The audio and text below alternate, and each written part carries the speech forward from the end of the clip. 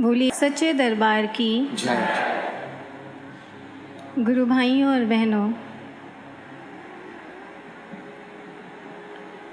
आज से हजारों साल पहले हमारे भारत में उपनिषद काल आया था और उस समय हमारे जो गुरुकुल हुआ करते थे वो अपने आप में एक तरह की लॉ अकेडमीज़ हुआ करती थी। जैसे आज की लॉ अकेडमीज़ में कॉन्स्टिट्यूशन पढ़ाया जाता है, स्टैट्यूटरी प्रोविजंस पढ़ाए जाते हैं, उसी तरह हमारे ऋषिगण भी अपने जो ब्रह्मचारी छात्र होते थे उन्हें लॉ पढ़ाते थे, न्याय सूत्र पढ़ाया करते थे। और उन्हीं में से एक न्याय सूत्र है घटकुटी प्रभात न्याय। ऋषि कहते हैं कि एक बार एक गाड़ीवान यात्री था। यात्री को एक गांव से दूसरे गांव में जाना था, तो रास्ते में एक घटकुटी आई। घटकुटी माने टोल बूथ। यात्री ने सोचा टोल टैक्स कौन देगा, इसलिए उसने अपनी बैलगाड़ी को बाई लेन्स में मोड़ दिया। तो उसने सोचा कि गांवों के अंदर से रास्ता बनाकर मैं दूसरे गांव पहुंच जाऊंगा। पूरी रात वो यात्री अपनी गाड़ी चलाता रहा, घूमता रहा। जब प्रभात हुई तो उसने पाया कि उसकी गाड़ी वापस उसी टोल बूथ, उसी घटकुटी के सामने आकर खड़ी हो गई है। और जो घटकुटी का अधिकारी है वो कहता है, बंधु, अगर अगले पड़ाव पर जाना है तो घटकुटी का लगान तो देना ही पड़ेगा। प्रकृति के इस न्याय को हमारे ऋषियों ने नाम दिया घटकुटी प्रभात न्याय। गुरु भाइयों और बहनों, ब्रह्म ज्ञान के जिस पथ पर हम सब आगे बढ़ चले हैं, इस रास्ते पर भी कोई बाई लेन्स नहीं है, साइड लेन्स नहीं है। हम सोचें कि हमने महाराज जी से ब्रह्म ज्ञान ले लिया, लेकिन अब साथ ही हम फला तीर्थ में जाकर मन्नत मांग आते हैं, पंडित जी को घर बुलाकर पूजा पाठ करा लेते हैं, उपाय शुपाय करा लेते हैं, गाड़ी आगे चलती रहेगी। लेकिन गुरु भाइयों और बहनों, ये हमारा भुलावा है, क्योंकि गाड़ी चलती हुई ज़रूर लगती है, लेकिन वो घूमती है, भटकती है, कहीं पहुंचती नहीं है। अगर अगले पड़ाव पर जाना है, इस जन्म में नहीं तो अगले जन्म में जब भी हमें सुध आएगी कि हमें आत्म विकास के अगले पड़ाव पर जाना है, तो ब्रह्म ज्ञान के सीधे राजपथ से होकर गुजरना ही पड़ेगा। ब्रह्म ज्ञान की घटकुटी पर साधना का, सुमिरन का, सच्ची साधकता का लगान देना ही देना होगा। और गुरु भाइयों और बहनों, ये जो देना है, दरअसल ये लेना है। ब्रह्म ज्ञान की जो इकोनॉमिक्स है वो बिल्कुल अलग है। मुझे याद है कि एक बार एक मीटिंग के सिलसिले में हम एक आर्कियोलॉजिकल म्यूज़ियम देखने गए थे। वहाँ पर Harappan culture, Mohenjodaro civilisation, medieval period और उसके बाद गुप्ता काल, मौर्यन काल, ऐसे प्राचीन समय की जो मूर्तियाँ हैं, देवी देवताओं की मूर्तियाँ वहाँ डिस्प्ले की गई थी। सैकड़ों मूर्तियाँ जो आर्कियोलॉजिस्ट ने ज़मीन खोद कर निकाली थी और वहाँ डिस्प्ले हुई थी म्यूज़ियम में। उन सारी मूर्तियों को देखने के बाद हमें उनमें एक बड़ी अजीब बात देखने को मिली उन मूर्तियों में, जो हमने वापस आकर महाराज जी को भी बताई। हमने महाराज जी को बताया कि महाराज जी, वहाँ चाहे कोई सी भी मूर्ति थी, चाहे ब्रह्मा जी की थी, चाहे विष्णु जी की, चाहे महेश की, चाहे कार्तिकेय की, चाहे गणपति की, किसी भी देवी की मूर्ति थी, लेकिन सारी मूर्तियाँ एक शिला पर एक विशेष पोस्चर में बैठी हुई थी। उनका एक पाँव मुड़ा हुआ था घुटने से, जैसे हम साधना में मोड़कर बैठते हैं, और जो दूसरा पाँव था वो ज़मीन पर नीचे धरा पर लगा हुआ था। हमने अन्य मंदिरों में तो विष्णु जी और ब्रह्मा जी को ऐसे बैठे नहीं देखा। महाराज जी ने बताया कि इसे ललित आसन कहते हैं। ललित आसन, ललित आसन जिसमें ये एक ऐसा आसन है, महाराज जी ने कहा, जो ये दर्शाता है, और प्राचीन समय की मूर्तियाँ ये दर्शाती हैं कि ये जो प्राचीन शाश्वत अध्यात्म है, ब्रह्म ज्ञान, ये प्रवृत्ति और निवृत्ति दोनों का मार्ग है। इस मार्ग से आप साधना का, आत्मा का आनंद भी ले सकते हैं, और इस ब्रह्म ज्ञान से आप संसार की सुख, संपन्नता, सफलता सब कुछ प्राप्त कर सकते हैं। फिर एक ब्रह्म ज्ञान के साधक को बाई लेन्स और साइड लेन्स में देखने की क्या ज़रूरत। गुरु भाई और बहनों, आज हम आपको ये नहीं कहेंगे बार बार कि आप साधना करें, साधना करें। आज हम आपको इस मंच से ये बताने का प्रयास करेंगे कि आप साधना क्यों करें। ब्रह्म ज्ञान की साधना दरअसल है क्या? ब्रह्म ज्ञान की साधना का विज्ञान क्या है? देखिए, हमारे जीवन में कोई भी दुख है, आज कोई भी कला है, कोई भी क्लेश है, चाहे वो सांसारिक दुख है, चाहे वो आध्यात्मिक दुख है, चाहे हम संसार में असफल हैं, दुखी हैं, परेशान हैं, या हमारी साधकता उड़ान नहीं भर पा रही है, इन दोनों ही कुंठाओं के पीछे मोटे तौर पर दो कारण, दो रीजंस हुआ करते हैं। और वो दो रीजंस कौन से हैं?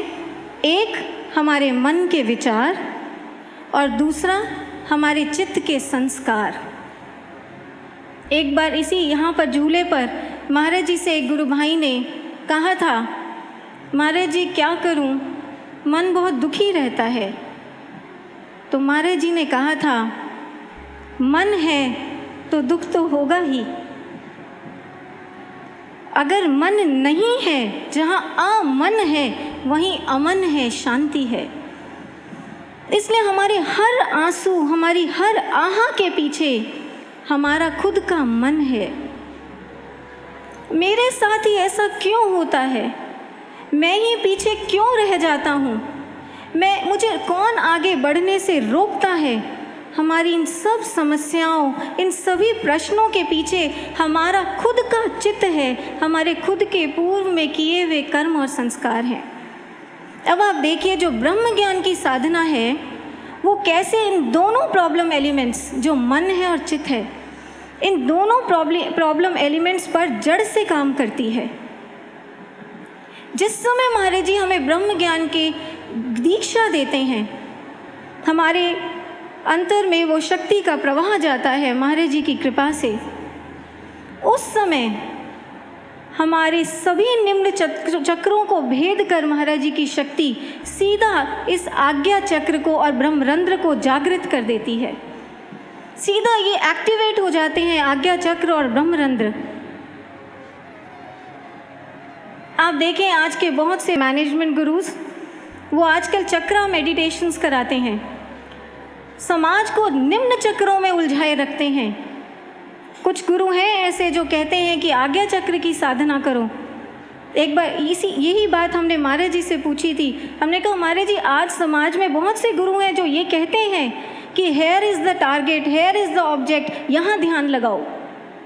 तो महाराज जी उनमें और हम में क्या फ़र्क है? तो महाराज जी ने कहा, they talk about the object but we reveal the subject behind the object.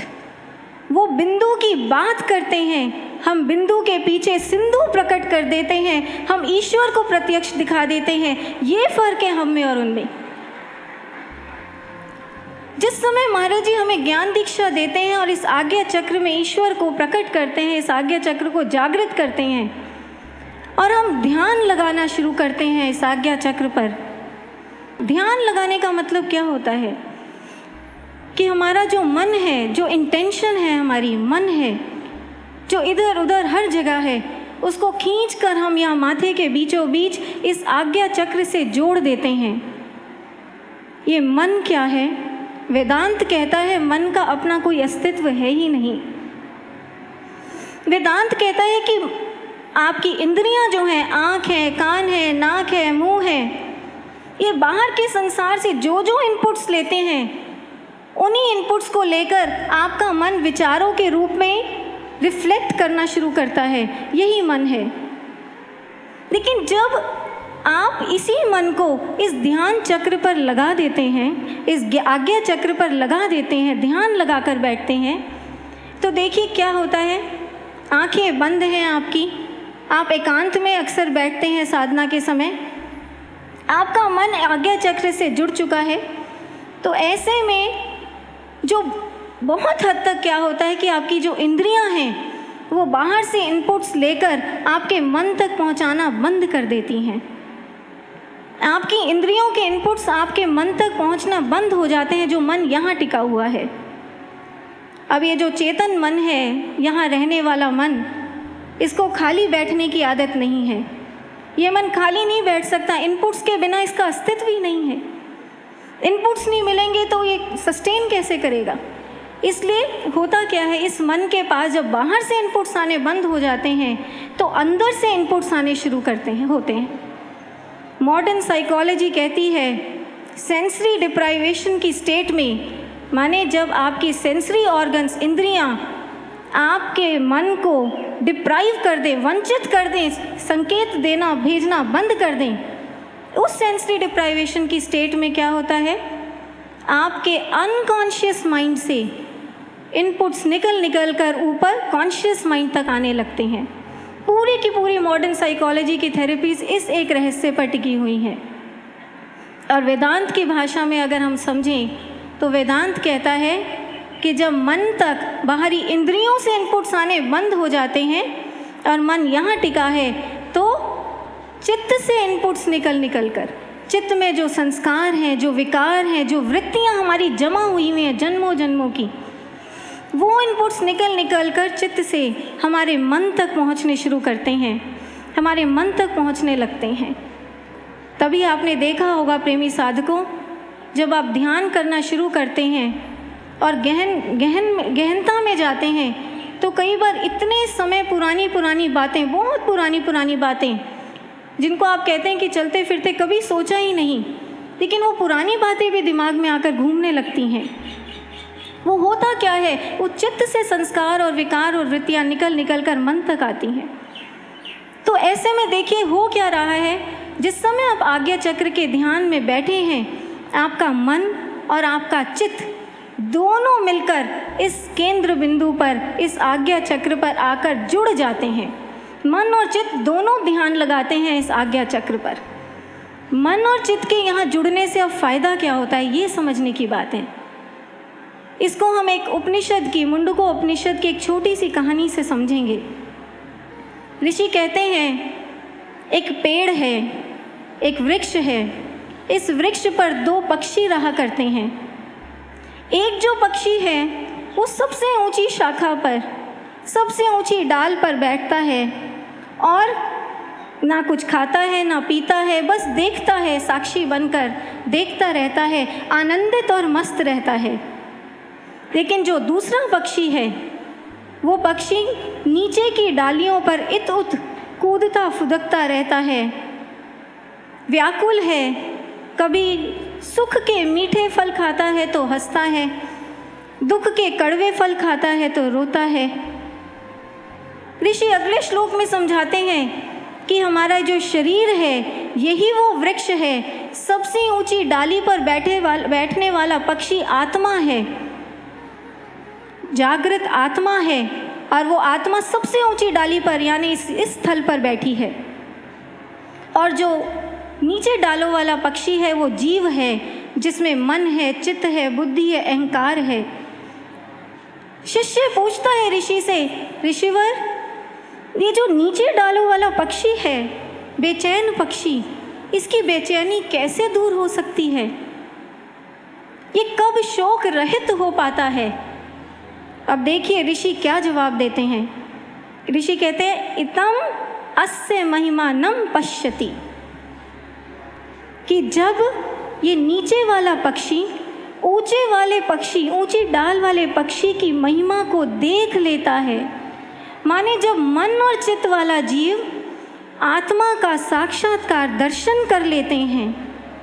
अगले श्लोक में फिर एम्फसाइज करते हैं ऋषि, वो कहते हैं यदा पश्यते रुक्म वर्णम, कि जब नीचे वाला पक्षी पश्य दृष्टा बनकर ऊपर वाले पक्षी के रुक्म वर्ण यानी दिव्य प्रकाश स्वरूप को देखता रहता है, माने जब मन चित्त दिव्य प्रकाश स्वरूप आत्मा का दर्शन दृष्टा बनकर करते रहते हैं, ध्यान लगाए रखते हैं, तो ऐसे में दो घटनाएं घट जाती हैं। ऋषि कहते हैं मन वीत शोकहा, मन शोक रहित हो जाता है, और चित्त पुण्य पाप विद्युयः, कि मन चित्त जो है वो पाप पुण्य के संस्कारों से मुक्त हो जाता है।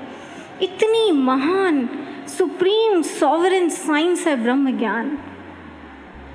आप जब आज्ञा चक्र पर यहाँ निरंतर अपने मन चित्त को टिकाए रखते हैं, आपका मन चित्त इधर जाता है, आप फिर खींचकर उसको लाकर टिकाते हैं, वो फिर भागता है विचारों में, आप फिर टिकाते हैं उसको खींचकर आज्ञा चक्र पर टिकाते हैं।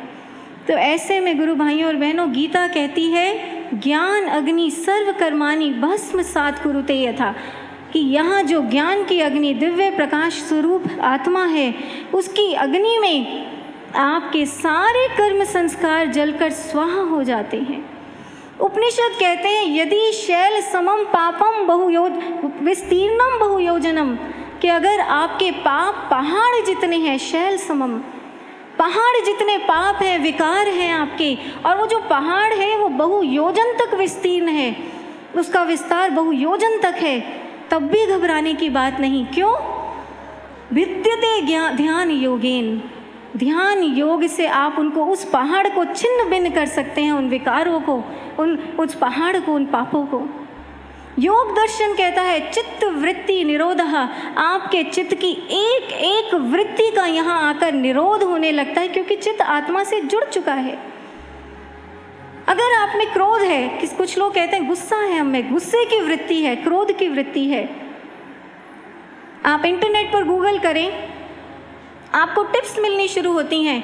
ठंडा पानी पिएं जब गुस्सा आए, कुछ समय के लिए उस स्थान या उस व्यक्ति को छोड़ दें, लेकिन ये टेम्पररी सॉल्यूशंस हैं।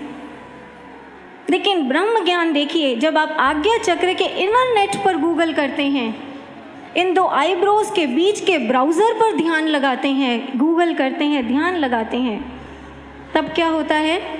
उस समय ऑटोमेटिकली आपकी एक एक वृत्ति का निरोध होना शुरू होता है। एक एक वृत्ति पर शिफ्ट डिलीट का बटन, परमानेंट डिलीट का बटन दबना शुरू हो जाता है। ऐसी महान साधना है ये आज्ञा चक्र की साधना। एक बार आपने अखंड ज्ञान में पढ़ा होगा, एक भाई को, गुरु भाई को महाराज जी ने कहा तू मस्त रहा कर।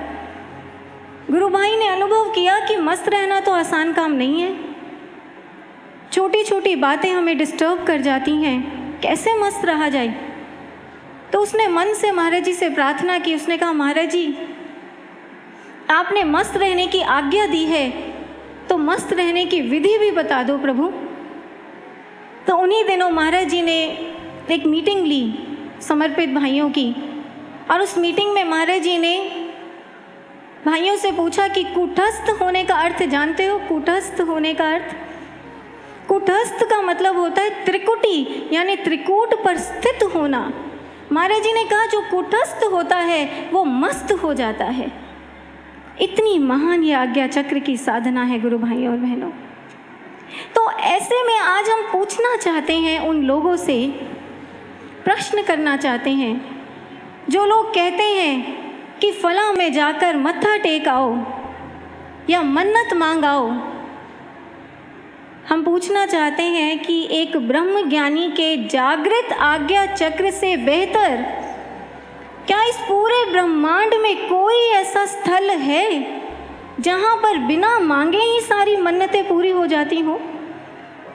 हमारी मन्नतों, हमारी खुशियों के जो बाधक हैं चित्त और मन, उन्हीं का निरोध हो जाता हो। हम पूछना चाहते हैं आज उन लोगों से जो कह देते हैं बड़ी सहजता के साथ कि जी सब जगह एक जैसा है, कहीं भी हो आइए, कहीं भी चले जाइए, सब एक जैसे हैं। कैसे एक जैसे हैं? क्या इस पूरे विश्व में कोई ऐसा गुरु, कोई ऐसा दरबार, कोई ऐसा ज्ञान, कोई ऐसी साइंस, कोई ऐसी टेक्नोलॉजी, कोई ऐसी एल्गोरिथम या मॉडल, कोई ऐसा कर्मकांड, कोई ऐसा तंत्र मंत्र पूजा पाठ, कोई है ऐसा जो आपको इस सुप्रीम स्टैंड पॉइंट को मास्टर करना सिखाता हो? जिसके लिए आर्किमिडीज ने, मैथमेटिशियन ने कहा था, I can hold the whole world on my finger if I get that stand point. मैं पूरी पृथ्वी को अपनी उंगली के इशारों पर चला सकता हूँ अगर मुझे सृष्टि का वो जागृत केंद्र बिंदु मिल जाए। ये है वो केंद्र बिंदु जागृत। गुरु भाइयों और बहनों, झंझोड़े हम आज अपने आप को। अगर हमारी आस्था कहीं पर अटकी हुई है, उसे वहाँ से हटाएं और ब्रह्म ज्ञान की साधना पर एक टक फोकस्ड करें। क्योंकि आज हमने सिर्फ आज्ञा चक्र की साधना, आज्ञा चक्र के विज्ञान को, वो भी अंशभर विज्ञान को समझा है, लेकिन अनहद नाद का अपना विज्ञान है, अमृत की युक्ति का अपना विज्ञान है, और जो आदि नाम का सुमिरन है उसकी सुपर कॉस्मिक साइंस है।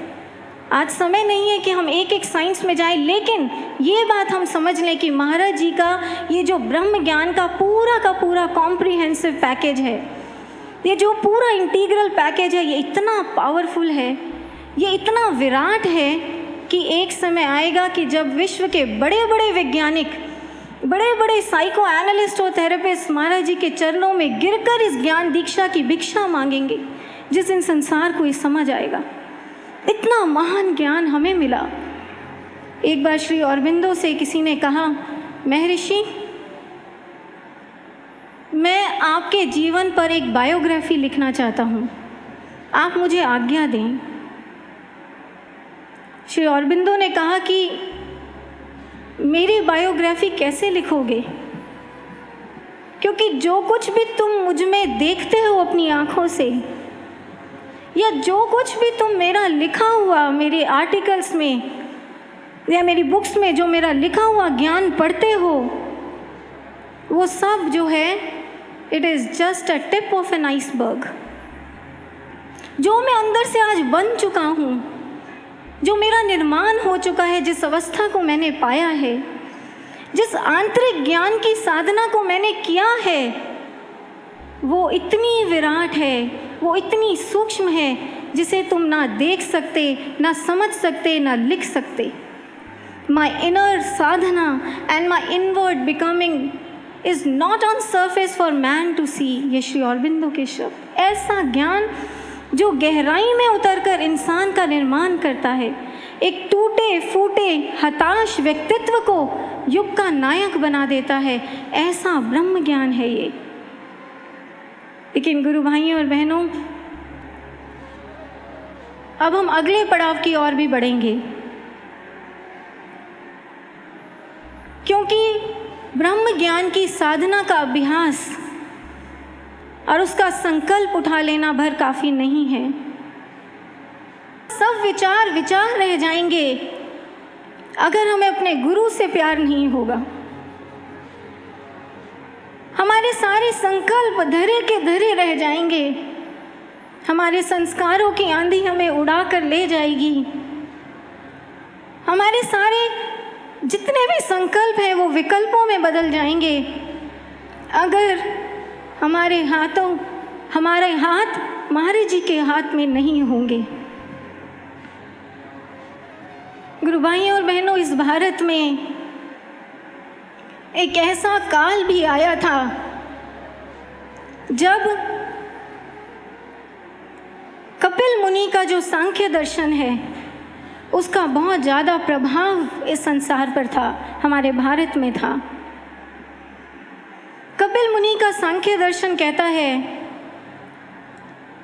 कहता है कि वो उपनिषदों की कहानी को दोहराता है कि सृष्टि में दो पुरुष हैं। एक पुरुष जीव पुरुष जो प्रकृति में लिप्त है यानी हम, और दूसरा पुरुष अक्षर पुरुष जो इस सृष्टि का परमात्मा है, जो इस आध्यात्मिक हृदय में यहाँ रहता है और ना कुछ कहता है, बस साक्षी बनकर देखता है। साक्षी अनुमंतः, सिर्फ सब कुछ साक्षी बनकर देखता है और अनुमति देता रहता है। ये अक्षर पुरुष है। सांख्य दर्शन कहता है कि जीव पुरुष को अक्षर पुरुष से मिलना है। यही सांख्य दर्शन का सार है। और यही वजह थी कि भारत में उस समय जो बड़े बड़े हठी तापसी संकल्पवान लोग हुआ करते थे, वो लोग तो ज्ञान साधना की ओर बढ़ जाते थे, हिमालयों की ओर बढ़ जाते थे। लेकिन जो साधारण जनमानस था, आप और हम जैसे सामान्य घरों के लोग थे, वो संसारिकता की चक्की में, गृहस्थी की चक्की में पिसे रहते थे। लेकिन फिर आगे चलकर गीता का युग आया। गीता ने एक ऐसा क्रांतिकारी उद्घोष किया जिससे घर घर में, पूरी भारतीय चेतना में भक्ति का आंदोलन छिड़ गया। गीता का सबसे बड़ा उपकार इस मानव समाज पर। गीता ने कहा कि सुनो, मैं तुम्हें वेदांत, सांख्य और योग, इन तीनों दर्शन शास्त्रों की धाराओं को जोड़कर एक उत्तमम रहस्यम बताती हूँ। और वो उत्तम रहस्यम क्या है कि सृष्टि में पुरुष दो नहीं, तीन हैं।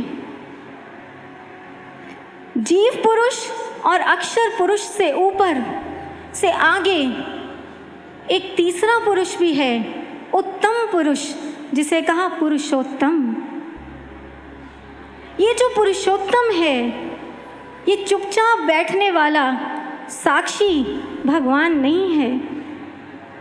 ये पुरुषोत्तम सब कुछ देखता है, सब कुछ सुनता भी है, सब कुछ समझता भी है, और सब कुछ समझने के बाद सब कुछ ठीक करने के लिए इस सृष्टि में, इस धरा पर उतर कर भी आता है।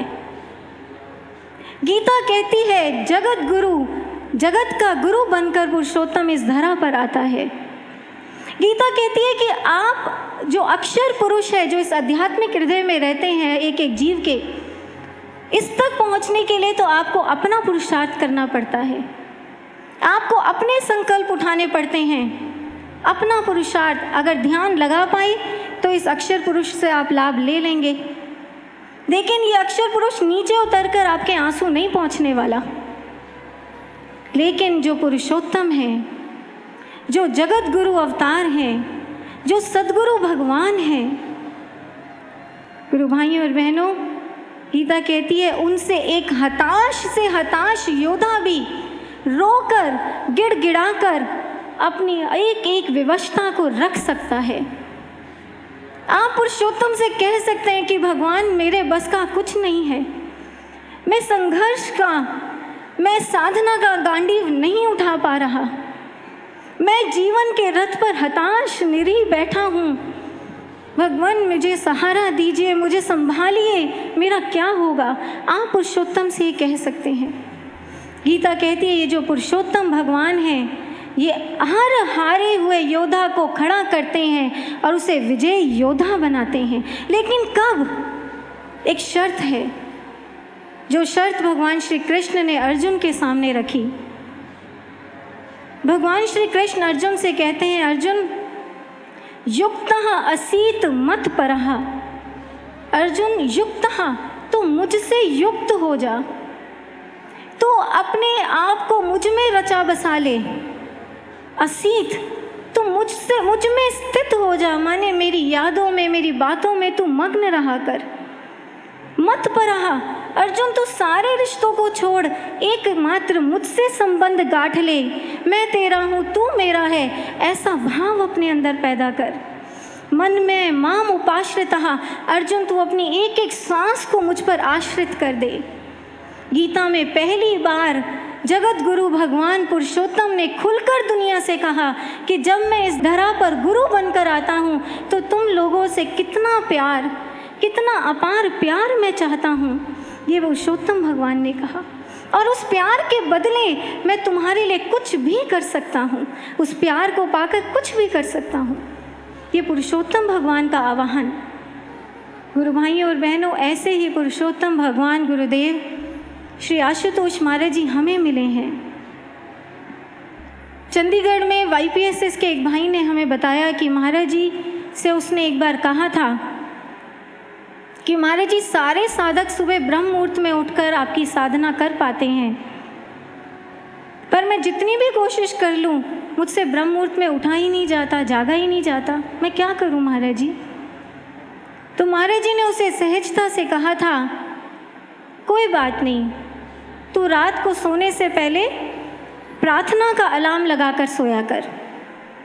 प्रार्थना का अलार्म, गुरु भाई ने इसके 2 अर्थ निकाले। उसने सोचा कि एक तो प्रार्थना करता हूँ रात को, उसने रात को सच्चे हृदय से पूरे प्रेम से महाराज जी से प्रार्थना की कि महाराज जी आप ही उठा सकते हैं। और दूसरा, उसने जो अपनी हृदय की प्रार्थना थी, हार्दिक प्रार्थना को वॉइस रिकॉर्ड करके अपने सेल में 4 बजे की अलार्म टोन सेट कर दिया। वो गुरु भाई कहता है कि उस दिन से मैं ब्रह्म मुहूर्त का साधक बन चुका हूँ। ये इसका अर्थ क्या है गुरु भाइयों और बहनों, कि साधना और प्रार्थना दोनों साथ साथ चलती हैं। हमें सिर्फ ज्ञानी साधक नहीं बनना है, हमें प्रेमी भक्त भी बनना है महाराज जी का, हमें ज्ञानी भक्त बनना है। मुझे याद है एक बार महाराज जी ने एक हनुमान जी की पुस्तक निकाली और उस पुस्तक में महाराज जी ने एक चौपाई पर उंगली रखकर कहा कि इसे तो पढ़ो। हमने देखा वो चौपाई थी, जिमी अमोघ रघुपति कर माना, यही भांति चले हनुमाना। महाराज जी ने इसका अर्थ बताया कि हनुमान जी जो थे वो भगवान राम के अमोघ बाण बन गए थे। ऐसे अचूक बाण जिन्हें भगवान राम ने जिस भी लक्ष्य का संधान करने के लिए छोड़ा, ये अचूक बाण उस लक्ष्य को भेद कर ही वापस आया। महाराज जी ने बहुत जोश में ये अर्थ बताया था। तो हमने महाराज जी से पूछा कि महाराज जी इस चौपाई को किस आर्टिकल में फिट करना है। महाराज जी मुस्कुरा दिए। महाराज जी ने कहा कि नहीं, किसी में नहीं, बस ऐसे ही पढ़ाया था।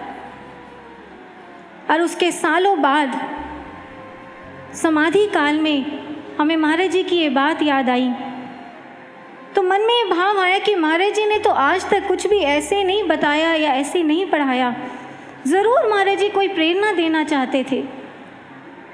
महाराज जी चाहते हैं हम सब वो अमोघ बाण बन जाएं जो लक्ष्य भेदन के लिए तैयार रहें। लेकिन साथ में मन में ये भाव भी उठा कि ऐसा हनुमान जी ने क्या किया था कि भगवान श्री राम ने उन्हें चुनकर अपने तरकश का अमोघ बाण बना लिया। गुरु भाइयों और बहनों, इस भाव को लेकर जब हमने थोड़ी सी रिसर्च की तो हनुमान जी के जीवन का एक अद्भुत इतिहास निकलकर सामने आया। आप जानते हैं, श्री हनुमंत अपने बाल्यकाल में भी अयोध्या गए थे। जब श्री राम भी बाल्यकाल में थे तो उस समय हनुमंत उनसे मिलने अयोध्या गए थे और वहाँ भगवान राम से ब्रह्म ज्ञान की दीक्षा पाई थी।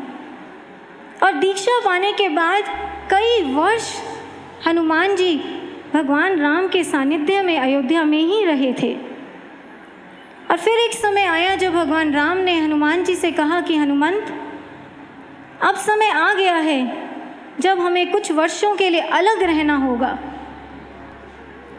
मैं आगे आने वाले समय में दानवी शक्तियों का संहार करके इस सृष्टि में राम राज्य की स्थापना करूंगा और इस महान मिशन में तुम्हारा सहयोग लेने के लिए मैं किष्किंधा आऊँगा।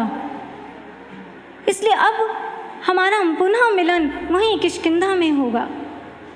हनुमान जी वापस अंजनी पर्वत लौट आए। जब वो अंजनी पर्वत आए तो अब देखिए गुरु भाइयों और बहनों, एक सृजन साधक कैसे बनता है, त्रेता काल का ये सृजन साधक बना कैसे, तैयार कैसे हुआ। हनुमान जी ने सिर्फ और सिर्फ श्री राम के लौटने की प्रतीक्षा नहीं की, श्री राम के आने की प्रतीक्षा नहीं की। हनुमान जी ने श्री राम के भावी दिव्य मिशन के लिए खुद को तैयार भी किया।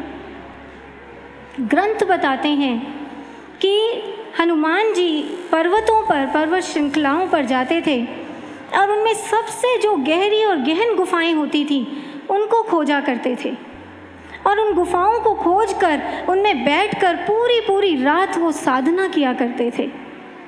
उनकी आंखें हमेशा नम रहती थी, गीली रहती थी राम के वियोग में।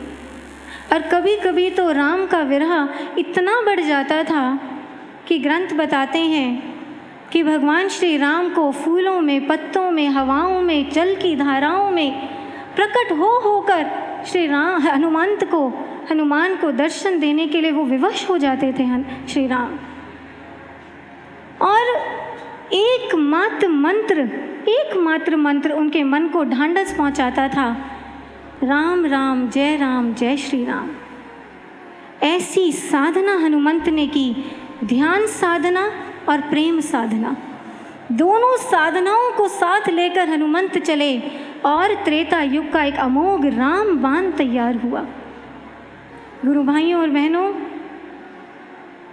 आज अपने भावी दिव्य मिशन के लिए हजारों लाखों सृजन साधकों की अपेक्षा रखते हैं और यही कारण है कि समाधि में जाने से पहले महाराज जी जब मॉर्निंग वॉक कर रहे थे नूर महल में, तो महाराज जी ने नूर महल के भाइयों से, गुरु भाइयों से कहा था चलते हुए सुबह सुबह कि इस बार तो एक ऐसे इतिहास की स्थापना होगी, इस बार एक ऐसा इतिहास बनेगा जिसके सामने इतिहास भी फीके पड़ जाएंगे। ये महाराज जी ने कहा था नूर महल में। गुरु भाइयों बहनों, प्रश्न है हमसे, ये जो नवयुगीन इतिहास बनना है आगे चलकर, क्या हम इस नवयुगीन इतिहास को बनते हुए देखने के लिए बने हुए हैं? क्या इसलिए महाराज जी ने हमें जन्मा है, पाला है, पोसा है, इस मार्ग पर महाराज जी ने जन्म दिया कि हम देखें दृष्टा बनकर? नहीं। आज जैसी भी हमारी स्थिति है, जैसे भी संस्कार हैं, कितने भी टूटे फूटे संकल्प हैं, कैसी भी परिस्थितियां हैं, जहां भी हम खड़े हैं, समय है कि खड़े हो जाएं। अब अपने आप को सृजन साधक बनाने की प्रक्रिया को शुरू करें। हम सबके लिए एक प्रपोजल है, एक प्रेरणा है महाराज जी की, जो हम आपसे साझा करना चाहेंगे। आज से अगले महीने तक, अब से 1 महीना 5 दिन बाद, यानी 35 दिनों के बाद, गुरु पूजा के मंच से महाराज जी ने हमेशा एक ही आह्वान किया है, बार बार दोहराया है, जिसे हमने बार बार पब्लिश भी किया।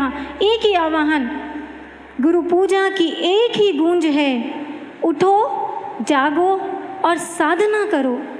ऐसी साधना करो कि तुम्हारा साध्य तुम्हारा वरण करने को विवश हो जाए। गुरु भाइयों और बहनों, क्या हम गुरु पूजा की इस गूंज को तैयारी का एक आंदोलन बना सकते हैं? आज से ही गुरु पूजा तक 35 दिनों तक पूरी शिद्दत के साथ जितना ज़्यादा हो सके हम अपने जीवन में प्रेम साधना और ध्यान साधना शुरू कर दें। जब भी समय मिले, अपनी जितनी भी आपके सांसारिक कर्तव्य हैं और मिशन के सेवा कार्य हैं, उनको निभाते हुए जब भी समय मिले, जहाँ भी टाइम स्लॉट मिले, वहाँ टाइम टेबल में अपनी साधना को फिट कर दें। कम से कम 4 घंटे की साधना तो करनी ही करनी है। और साधना के अलावा सुमिरन के छोटे छोटे एक्सपेरिमेंट्स हम करने शुरू करें। सुमिरन के लिए महाराज जी ने एक बार कहा था, जो साधक सुमिरन करता है, गुरु उसके पीछे पीछे चलता है, गुरु उसका दीवाना हो जाता है, गुरु चाहकर भी उसे भूल नहीं पाता, गुरु उसे खुद पकड़ता है। ये डायरेक्ट शब्द है महाराज जी के जो लिखे हुए हैं हमारे पास। ऐसी महान सुमिरन की महिमा है। इसलिए अपने जीवन में जब भी समय मिले, मन बुद्धि कोई विशेष कार्य ना कर रहे हो, सुमिरन के छोटे छोटे एक्सपेरिमेंट्स। आप लिफ्ट में हो, सुमिरन करें। आप मेट्रो में हैं, सुमिरन करें। आप सड़क पर फुटपाथ पर चल रहे हैं, सुमिरन करें। ये बातें सुनने में छोटी छोटी लगती हैं, लेकिन ये हमारे अभ्यास को बढ़ाती हैं।